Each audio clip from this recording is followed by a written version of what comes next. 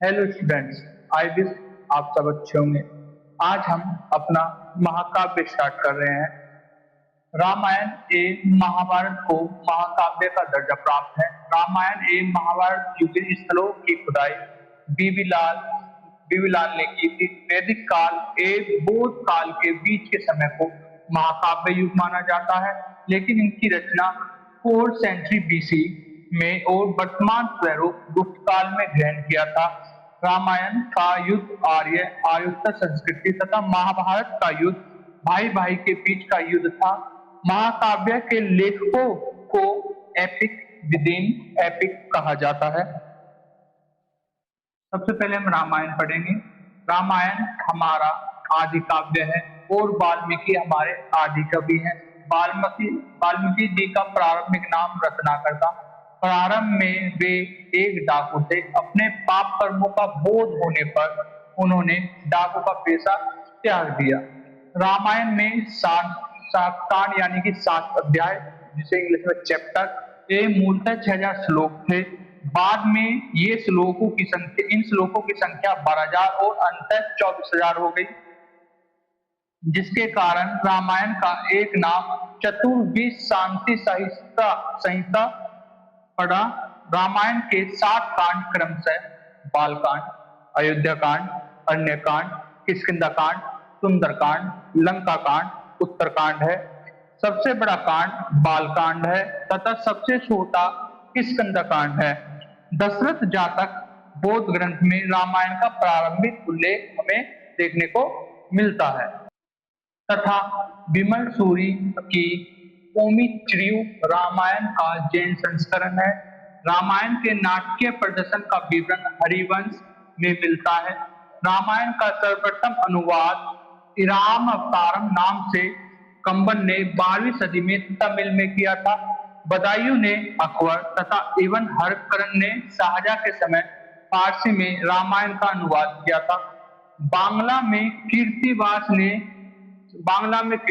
किया, जिसे बंगाल की बाइबल कहा जाता। और दूसरा, हमारे जो कीर्तिवास थे, इनको बंगाल के सुल्तान बारबक शाह का संरक्षण प्राप्त था। रामास्वामी पेरियन ने 1930 के दशक में सच्ची रामायण का लेखन किया था। रामायण मिथ और रियलिटी के लेखक एच.डी. सांकल्य थे। अब बारी आती है महाभारत की। यह व्यास जी की कीर्ति है, जिसे इन्होंने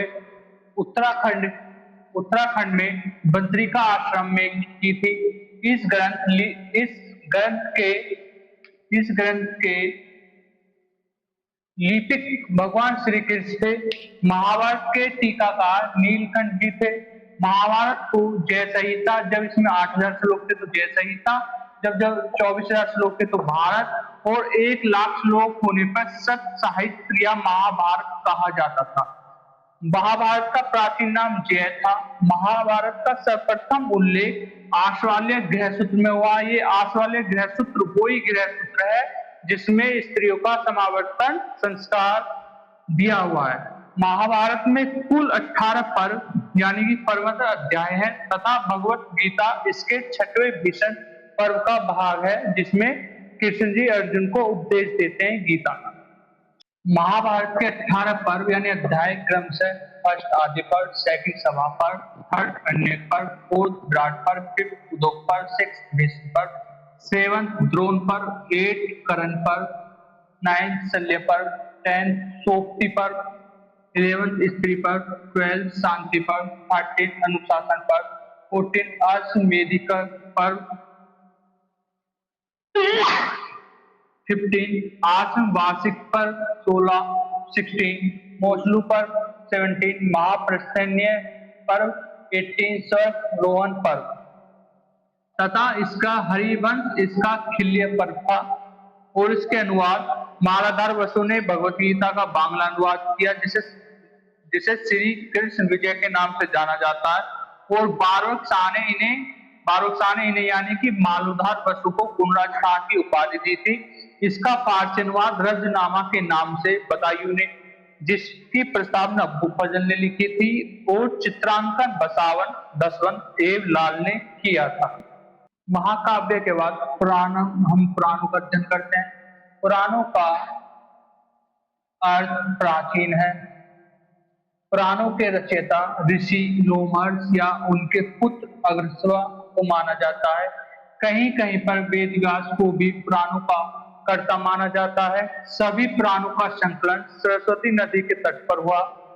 मुख्य रूप से 18 महापुराणों एवं 29 उप पुराण है। रामचंद्र हजारा ने 100 उप पुराणों की सूची दी है। अलबरूनी 18 महापुराण तथा 6 उप पुराणों की सूची देते हैं। पारजिटिया नामक विद्वान सर्वप्रथम पुराणों के ऐतिहासिक महत्व की ओर ध्यान आकर्षित कराया है। नारद मुनि ने इतिहास पुराण को पंचम वेद कहा है। सर्वप्रथम अथर्ववेद में पुराणों का उल्लेख मिलता है। याद रखना, पुराणों का सर्वप्रथम उल्लेख कहाँ मिलता है? अथर्ववेद में मिलता है। विष्णु पुराण मौर्य वंश हेतु, मत्स्य पुराण सातवाहन वंश हेतु, वायु पुराण गुप्त वंश के अध्ययन हेतु उपयोगी है। ब्रह्म पुराण के कतिपय अध्यायों को महाभारत के 12वें पर्व शांति पर्व में शामिल किया गया। वायु पुराण में संगीत, पशुपतियों, शिव चरित्र का वर्णन मिलता है। मार्कंडेय पुराण में ब्रह्मवादिनी मदालसा का उल्लेख मिलता है। दुर्गा सप्तशती इसी पुराण का एक भाग है। इसमें भारतवर्ष के 7 पर्वतों तथा उनसे निकलने वाली नदियों एवं जनपदों की सूची दी गई है। स्कंद पुराण सबसे बड़ा पुराण है। इसकी कुल 6 संहिताएं हैं। इसके रेवाखंड में प्रसिद्ध श्री सत्यनारायण व्रत कथा मिलती है। अग्नि पुराण एक तरह से समस्त भारतीय विधाओं का विश्वकोश है।